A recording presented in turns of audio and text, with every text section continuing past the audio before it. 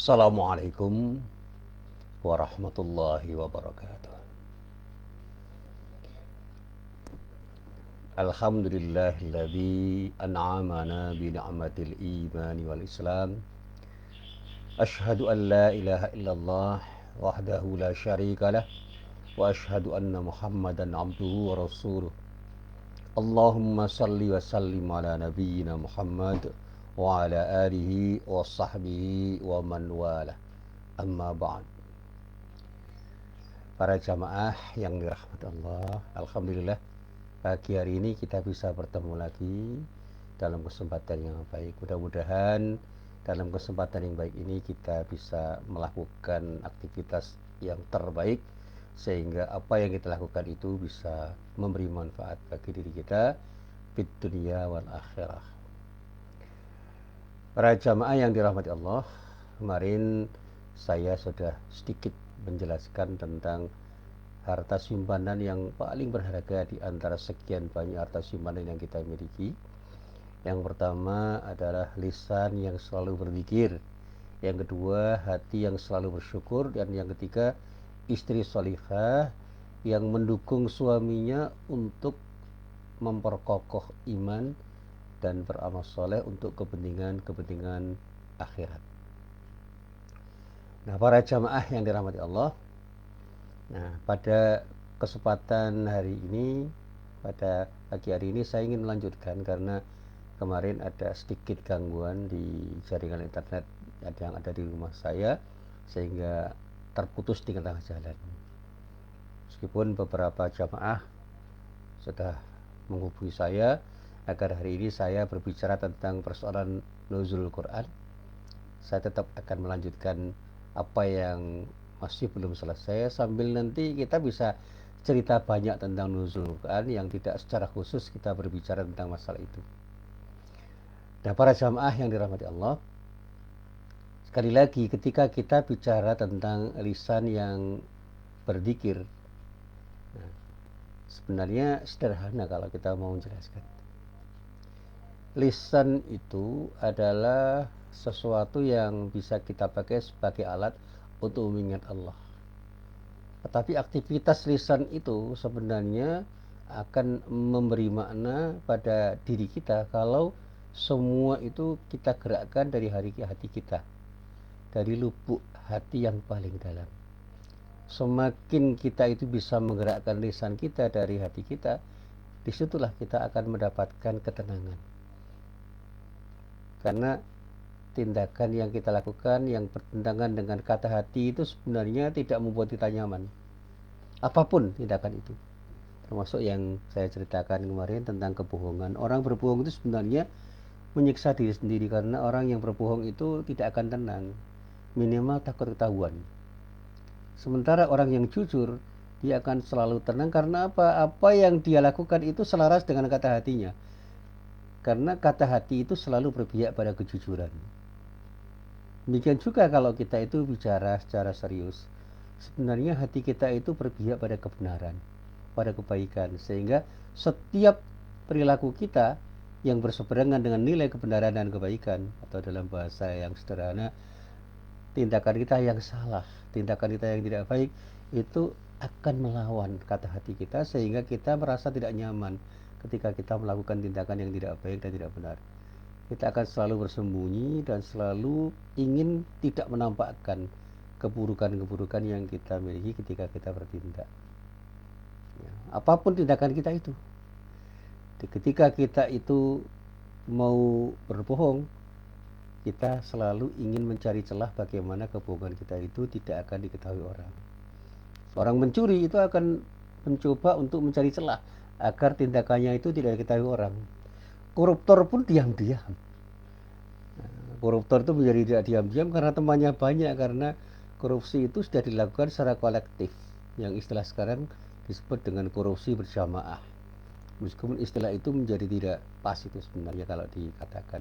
Tapi karena mereka itu banyak temannya, mereka merasa nyaman saja, tetapi apa yang dikatakan nyaman itu sebenarnya tidak betul-betul nyaman karena hati mereka itu sebenarnya berontak.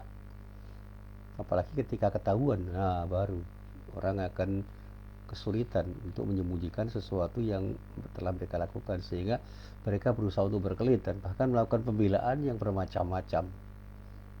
Bebas di dunia itu gampang, karena kalau bahasa Jawanya kabeh iso dirembuk lah gitu. Karena yang mengadili juga manusia, dan manusia-manusia yang mengadili pun masih ada kemungkinan untuk tidak berbuat sesuatu selaras dengan kata hatinya. Ya, kita tidak perlu menuduh, tetapi faktanya memang selalu bisa begitu, bahwa setiap proses peradilan di dunia itu kan masih memungkinkan ada sesuatu yang salah, karena apa? Yang mengadili pun manusia. Proses peradilan apapun, termasuk saya ketika ditanya, mungkin nggak Pak proses peradilan dalam pemilihan umum itu salah? Ya, kemungkinan itu selalu ada, meskipun kita tidak harus menuduh. Tapi kemungkinan itu tetap ada, karena apa? Selalu ada kemungkinan orang untuk berbuat curang, termasuk ketika kita bicara lisan kita, selalu ada kemungkinan kita itu berbohong dengan lisan kita, dan pada saat kebohongan itu terjadi, sebenarnya kita sedang tidak berzikir kepada Allah. Sebab ketika kita berzikir kepada Allah, maka kita akan selalu jujur mengatakan sesuatu sesuai dengan kata hati kita. Nah, di dalam ayat Al-Quran ada ayat yang sangat populer, yaitu ayat yang terdapat di dalam surat Al-Baqarah, tepatnya pada ayat 152. Di dalam ayat itu Allah berfirman, A'udzu billahi minasyaitonir rajim, fadhkuruni adzkurkum washkuruli wala takfurun. Kalau bahasa gampangnya, Allah itu meminta kepada diri kita, kamu semua orang-orang yang beriman, ayo ingat pada diriku. Maksudnya, ingatlah kamu kepadaku. Kalau kamu ingat padaku, pasti niscaya aku akan mengingatmu. Ini janji Allah. Jadi setiap orang yang mau mengingat Allah, kita diberi janji oleh Allah, Allah akan mengingat kita. Semakin kita mengingat Allah, semakin mungkin Allah mengingat kita. Dan kalau Allah mengingat kita, insya Allah apapun yang terjadi itu akan selalu baik, karena apa? Allah menjaga diri kita. Demikian juga washkuruli, bersyukurlah kamu pada diriku, wala takfurun, dan jangan sampai kamu bersikap kufur dengan cara mengingkari nikmat-nikmat yang telah kuberikan padamu. Ini juga peringatan, karena sikap syukur itu tidak mudah. Yang banyak itu adalah sikap kufur. Orang sulit berterima kasih terhadap Allah atas pemberian yang telah diberikan oleh Allah pada dirinya, sehingga banyak orang yang selalu merasa kurang dengan apa yang telah diberikan oleh Allah pada dirinya. Apa saja kurang iki, kurang kui, kurang kai, kurang semene, kurang semono, dan sebagainya. Dan itulah yang kemudian membuat kita resah. Ketika kita itu mau bersyukur atas nikmat Allah yang telah diberikan oleh Allah pada diri kita, kita akan merasa puas. Dan kepuasan itulah yang akan mengakibatkan kita bahagia. Karena apa? Karena kebahagiaan itu terletak pada ketika kita mau bersikap qanaah, nerimo ing pandum dalam bahasa Jawa. Cobalah ingat ya, ketika kita punya sedikit harta, kita ucapkan alhamdulillah. Ketika kita sehat, ucapkan alhamdulillah. Ketika kita berkesempatan untuk berbuat baik, ucapkan alhamdulillah. Itu yang membuat hati kita nyaman. Tetapi ketika kita itu tidak mau bersyukur, apapun yang diberikan Allah pada diri kita selalu kita rasakan kurang. Dan merasa kurang itu meresahkan diri kita sendiri. Artinya kita akan menyiksa diri kita sendiri, karena kita merasa selalu ada yang kurang pada diri kita. Kurang ini dan kurang itu. Yang perempuan merasa kurang cantik sehingga beli alat-alat kosmetik yang mahal-mahal untuk mempercantik dirinya, pergi ke salon, macam-macam itu. Bahkan ya dari yang paling sederhana, kuku pun dirawat dengan perawatan dengan biaya yang tinggi, alis dirawat dengan biaya yang tinggi, bahkan ya apapun itu, mata, bulu mata, kulit, apa saja dirawat dengan biaya tinggi. Karena apa? Orang resah dan gelisah dengan kekurangan yang ada pada dirinya. Coba kita bersyukur itu. Sudahlah, apa yang ada kita syukuri, kita sikapi dengan sikap legowo. Itu yang membuat kita nyaman. Orang tidak akan resah dan gelisah, karena pemberian Allah itu pasti oleh Allah sudah dihitung. Tinggal kita itu bersikap syukur. Dan semua itu kita jalani secara natural, secara alami. Gak usah ngoyo. Artinya apa? Gak usah mengada-ada. ada. Kulitnya hitam cari pemutih, kebanyakan pemutih malah kulitnya rusak. Dan macam-macam itu. Kurang gemuk cari obat penggemuk, begitu terlalu gemuk resah sendiri.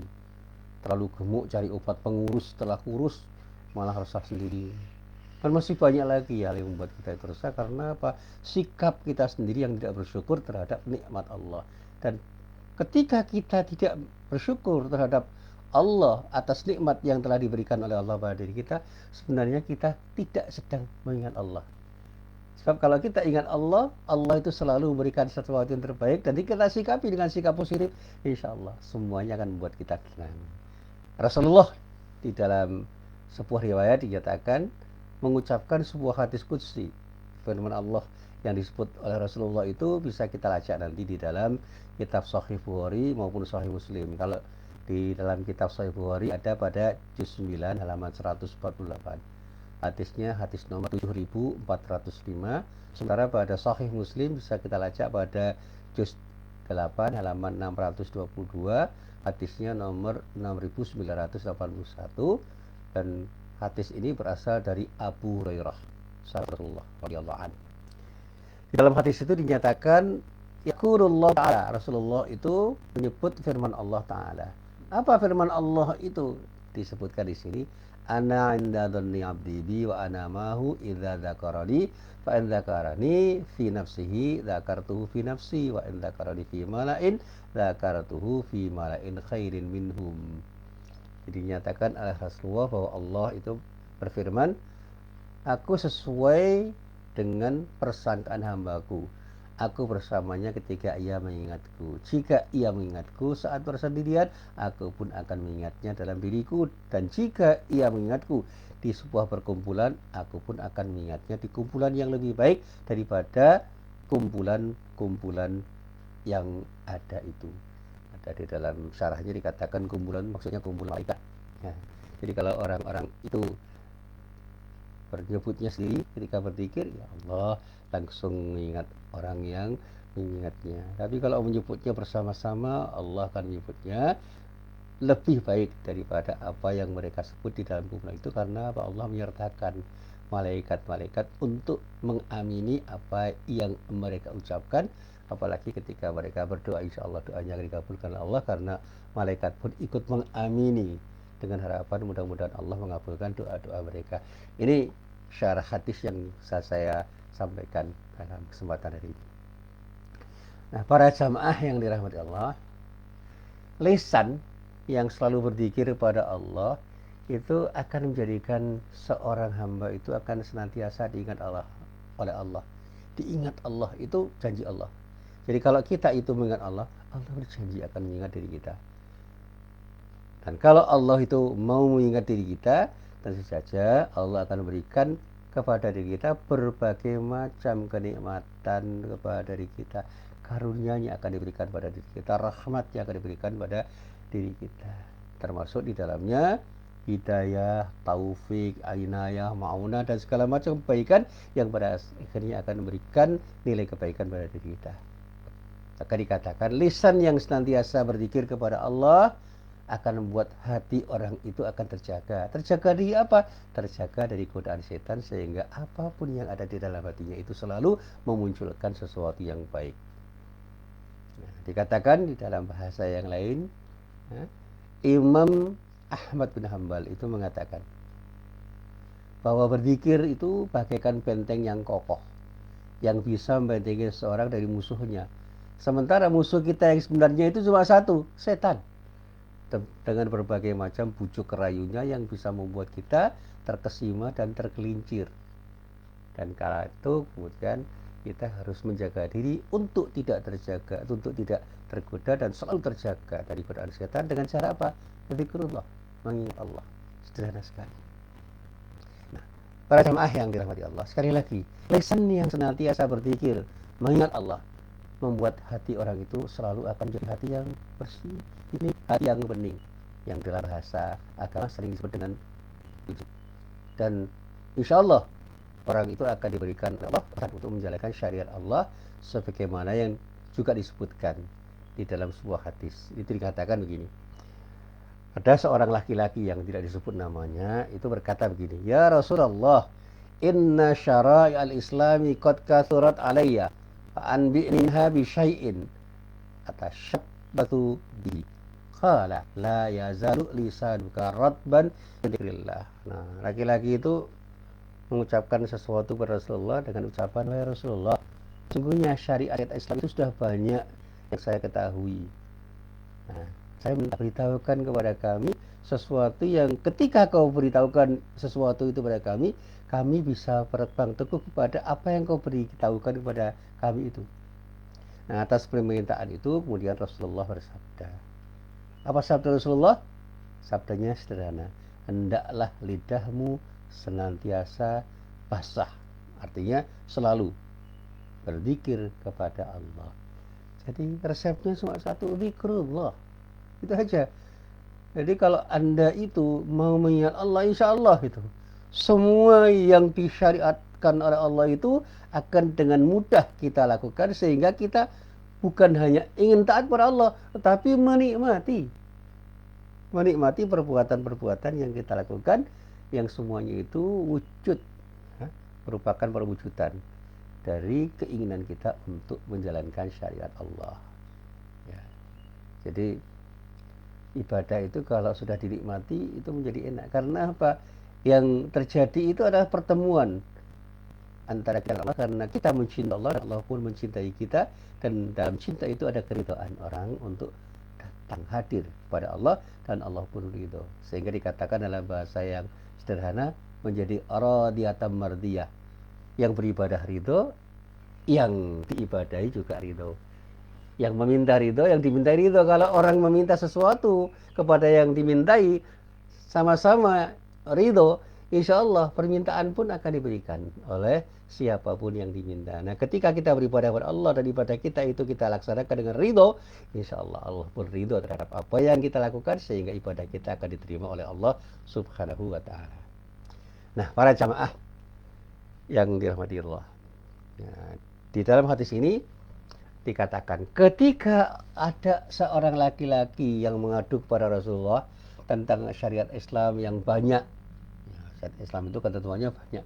Tentu saja kita pun akan punya kesulitan yang sama untuk memahami dan apalagi mengamalkan. Oleh karena itu orang yang datang kepada Rasulullah itu minta satu kuncinya. Miftahnya apa? Kuncinya apa? Key-nya apa? What is the key? Apa kuncinya? Rasulullah kemudian menjawab, kuncinya adalah lisan yang senantiasa basah dengan zikir kepada Allah Subhanahu wa Ta'ala. Sederhana sekali. Jadilah orang yang selalu berzikir dengan lisan Anda, sehingga apapun yang Anda katakan itu membuat Anda dengan mudah melaksanakan syariat Allah, karena Anda terbimbing oleh Allah.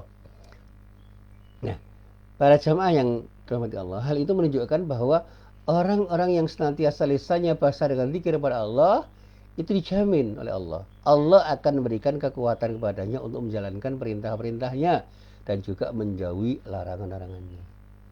Lisan yang senantiasa berzikir, yang selalu berzikir kepada Allah, akan diangkat derajatnya dan akan digugurkan dosa-dosanya oleh Allah.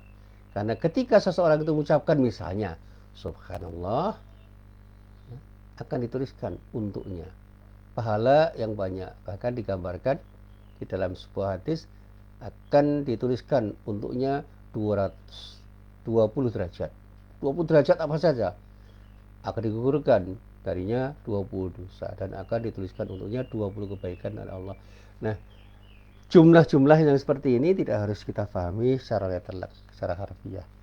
Ini adalah sesuatu yang mengisyaratkan banyaknya kenikmatan yang akan diberikan Allah pada diri kita. Nah, sehingga lisan yang senantiasa berzikir kepada Allah, misalnya akan ditanamkan untuknya pohon-pohon di surga. Ini metafor yang seringkali diucapkan oleh para ulama. Sebagaimana disebutkan dalam sebuah hadis bahwa ketika Rasulullah SAW itu melakukan Isra Mi'raj, Rasulullah itu bercerita bahwa dia bertemu dengan Nabi Ibrahim alaihissalam. Di mana? Di langit yang 7. Orang bertanya, pertemuannya seperti apa? Ya nggak usah lah kita bahas. Mungkin itu pertemuan yang bersifat spiritual, Atau mungkin itu pertemuan-pertemuan fisik yang karena kekuasaan Allah bisa saja terjadi. Tapi kita nggak usah berdebat tentang masalah ini karena ini kebenaran yang datang dari Allah yang diucapkanlah Rasulullah Sallallahu Alaihi Wasallam.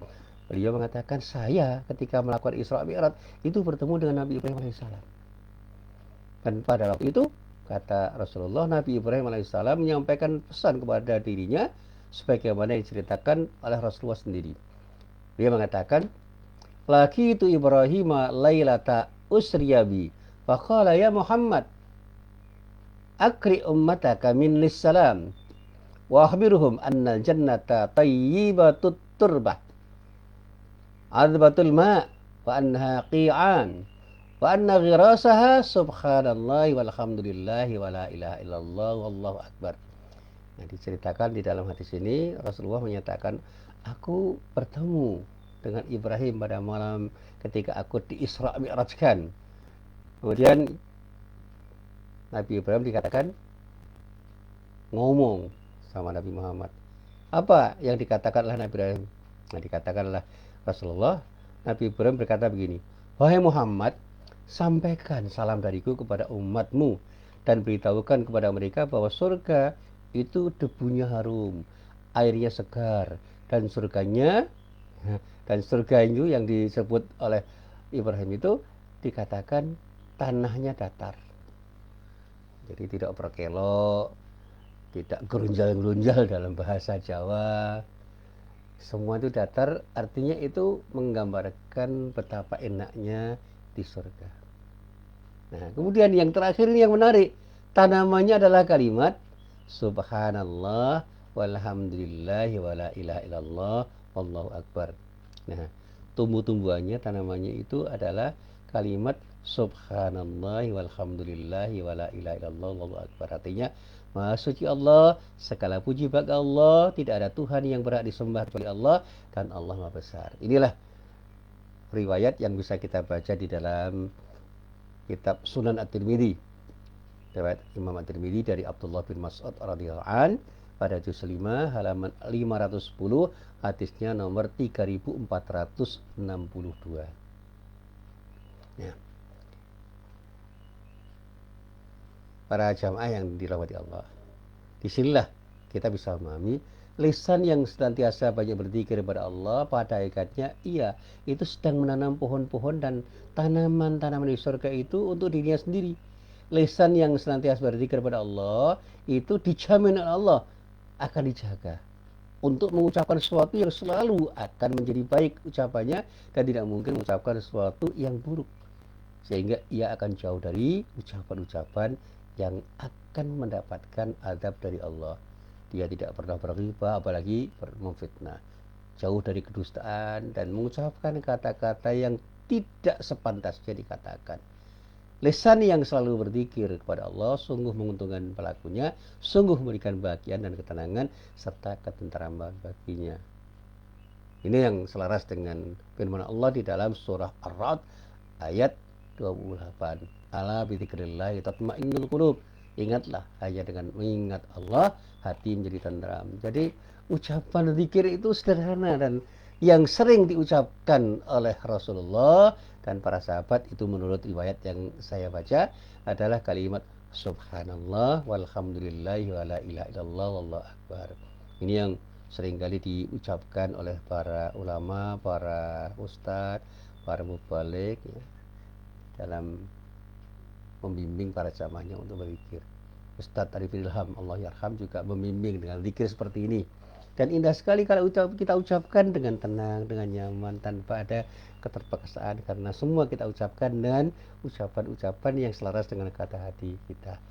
Yang kita coba ucapkan dengan baik, dengan tenang, dengan nyaman. Subhanallah walhamdulillah wa la ilaha illallah wallahu akbar. Cobalah kita ucapkan. Hati kita yang sudah resah, gelisah, gundah, dan cemas, insya Allah akan jadi tenang dengan ucapan ini kalau kita ucapkan dengan ucapan yang betul-betul selaras dengan kata hati kita. Coba kita ucapkan. Sedang marah, ucapkan Subhanallah walhamdulillah wala ilaha illallah wallahu akbar. Dan tidak harus berkali-kali juga tidak apa-apa. Ucapkan semuanya itu dengan nyaman, dengan tenang, nggak usah terpaksa. Semua natural aja, insya Allah semua akan membuat hati kita tenang. Subhanallah walhamdulillah wala ilaha illallah wallahu akbar. Nah, lagi mari kita berlatih untuk mengucapkan sesuatu yang baik, dan itu adalah salah satu wujud zikrullah, mengingat Allah dengan lisan kita. Yang kedua, hati yang selalu bersyukur. Hati yang selalu bersyukur itu adalah hati yang selalu mengakui semua nikmat yang ada, yang telah kita terima itu semua berasal dari Allah. Dan syukur yang terbaik itu adalah menggunakan kenikmatan-kenikmatan yang telah diberikan oleh Allah untuk beribadah kepada Allah. Jadi ketika Allah itu beri kenikmatan, kita senantiasa berpikir, apa jawaban saya di hadapan Allah? Apa yang harus saya jawab di hadapan Allah dengan nikmat-nikmat yang setelah saya peroleh itu? Kalau saya sudah dapat nikmat seperti ini, terus ngopo, terus piye? Sebelum kita gunakan kenikmatan itu, kita berpikir, kita merenung, apa yang bisa saya gunakan dalam rangka untuk membalas cinta Allah pada diriku, sehingga kerinduanku terhadap Allah bisa terobati dengan cara menggunakan semua kenikmatan yang telah diberikan oleh Allah pada diri saya. Nah, bahkan para ulama mengatakan hati yang bersyukur pada Allah adalah hati yang senantiasa bersikap qanaah. Qanaah itu apa? Dalam bahasa Jawa, nerimo ing pandum, menerima apa yang telah diberikan oleh Allah dengan puas. Apa yang diberikan pada Allah, oleh Allah pada diri kita, apa yang kita berikan pada Allah itu adalah ungkapan-ungkapan untuk terima kasih. Sehingga ucapan kita kepada Allah itu selalu alhamdulillah. Jadi kita diberi, kita pun memberi. Dalam arti begini, kalau kita pernah diberi, jadilah orang yang berpikir untuk memberi yang terbaik pada orang yang telah memberi diri kita. Nah, kalau kita diberi oleh Allah, apapun yang diberikan oleh Allah, berpikirlah untuk mengembalikan pemberian Allah itu dengan sikap syukur. Hati yang selalu bersyukur pada Allah itu tidak pernah akan tidak puas dengan pemberian Allah. Karena apa? Apapun yang diberikan oleh Allah itu akan kita sikapi dengan sikap positif. Lisan kita yang berucap alhamdulillah itu bukti bahwa kita betul-betul ingin membuktikan bahwa apapun yang diberikan Allah itu benar-benar kita terima dengan sikap syukur. Maka Rasulullah bersabda, innallaha la yarda 'anil 'abdi ay ya'kulal aklata fayahmadahu 'alaiha aw yashraba syarbata fayahmadahu 'alaiha. Sesungguhnya Allah sangat suka pada hambanya yang mau mengucapkan tahmid, ucapannya alhamdulillah sesudah makan dan minum. Jadi kalau sudah makan dan minum, ucapkan alhamdulillah. Itu bukti syukur. Nah, ini sabda Rasulullah yang bisa kita lacak di dalam kitab Sahih Muslim, ya. Riwayatnya dari Anas bin Malik radhiyallahu an pada juz 8 halaman 87, hadisnya nomor 7108. Nah, para jamaah yang dirahmati Allah, sekali lagi, hati yang bersyukur itu senantiasa hanya berharap agar mendapatkan yang terbaik dari Allah dengan sikap syukurnya itu. Dia akan selalu mengharap yang terbaik dari Allah dengan tindakan-tindakan yang baik untuk menunjukkan bahwa betul-betul dia berterima kasih pada Allah atas pemberian yang telah diberikan oleh Allah pada dirinya. Orang yang hatinya bersyukur itu akan takut terhadap Allah. Orang yang hatinya bersyukur itu punya harapan untuk mendapatkan sesuatu yang terbaik dari Allah dengan sikap tawakal. Hatinya dipenuhi dengan cinta kepada Allah. Hatinya senantiasa hanya berharap pada Allah. Sehingga akhirnya ia pun selalu bisa mencintai sesuatu karena Allah. Kalaupun dia mencintai sesuatu juga karena Allah. Keinginannya hanya untuk mengharapkan ridha Allah. Dia sama sekali tidak pernah mengharapkan pujian dari manusia. Ia sama sekali tidak mengharapkan kehidupan dunia tidak masalahnya, karena semua amal solehnya itu dia lakukan dalam rangka hanya untuk mendapatkan ridha Allah. Nah, inilah ya saya jelaskan tentang hati yang bersyukur. Yang ketiga, ini sederhana. Harta simpanan yang terbaik di antara yang baik dari seluruh harta simpanan yang kita miliki itu adalah istri salihah. Ini nasihat untuk para suami, istri yang salihah. Istri yang mau membantu diri suami untuk taat kepada Allah. Dan itulah seindah-indah perhiasan dunia sebagaimana yang dijelaskan oleh Rasulullah di dalam sabdanya. Rasulullah itu mengatakan begini, ad-dunya mata'. Dunia itu perhiasan. Wa khairu mata'id dunya al-mar'atus salihah. Dan sebaik-baik perhiasan dunia itu adalah wanita salihah. Ini yang dikatakan Rasulullah pada kita semua yang bisa kita lacak di dalam kitab Sahih Muslim. Hadis ini berasal dari Abdullah bin Amr bin As. Di dalam kitab Sahih Muslim ada dalam juz 4 halaman 178, hadisnya hadis nomor 1716. Nah, kenapa istri yang salihah? Istri yang salihah itu adalah seorang istri yang senantiasa hanya berpikir bagaimana untuk taat, untuk patuh kepada Allah. Itu aja. Sehingga kepatuhan seorang istri pada suaminya itu dilakukan dalam rangka untuk patuh kepada Allah. Karena itu, istri yang salihah akan selalu berusaha memotivasi dan membersamai suaminya untuk beramal soleh dalam rangka untuk mendapatkan ridha Allah. Sehingga seorang istri yang salihah itu akan berpotensi untuk membersamai suaminya meraih surga yang dijanjikan oleh Allah kepada orang-orang yang bertakwa. Ada seorang sahabat Nabi yang bernama Al-Husain bin Mihsan radhiyallahu anhu yang menyatakan bahwa Rasulullah SAW itu pernah ditemui oleh seorang wanita yang pada waktu itu ingin mendapatkan jawaban atas pertanyaan yang dia sampaikan kepada Rasulullah. Karena dia punya sesuatu yang dia butuhkan dari Rasulullah. Wanita itu bertanya kepada Rasulullah begini, "Ya Rasulullah, saya itu punya sesuatu yang saya butuhkan. Apa yang bisa kau berikan kepada diri saya?" Ternyata Rasulullah itu bersabda kepada wanita itu. Sabdanya justru bertanya, "Apa kamu punya suami?" Nah, ditanya begitu wanita itu menjawab gini, "Ya punya ya Rasulullah." Nah, atas jawaban itu Rasulullah bertanya lagi, "Apa sikapmu terhadap suamimu? Bagaimana kamu bersikap terhadap suamimu?" Nah, wanita itu menjawab gini, "Aku senantiasa bersungguh-sungguh untuk taat pada suamiku, kecuali ketika aku sudah tidak mampu lagi untuk melakukannya ya Rasulullah." Nah, atas jawaban itu Rasulullah pun bersabda, "Fa'udhuri aina anti minhu fa innama huwa jannatuki wa naruk." Lihatlah olehmu bagaimana kamu di mata suamimu, karena suamimu adalah surga atau nerakamu. Ini hadis yang ada di dalam kitab Musnad Ahmad bin Hanbal, hadis yang berasal dari sahabat Al-Husain bin Mihsan radhiyallahu anhu, juz 4 halaman 341, hadisnya nomor 19025. Nah, ketika Rasulullah berkata, "Fa'udhuri aina anti minhu fa inna ma huwa jannatuki wa naruk." Ini ungkapan yang penuh makna. Wanita yang datang padaku, lihat bagaimana kamu di mata suamimu. Karena apa? Karena suamimu itu adalah surga atau nerakamu. Artinya surga bagimu itu bergantung pada suamimu. Istri yang senantiasa berpikir bagaimana ia berusaha menaati suaminya karena Allah, dia taat dalam kebaikan dan membantu suaminya untuk taat pada Allah, sebagaimana yang disebutkan dalam hadis itu.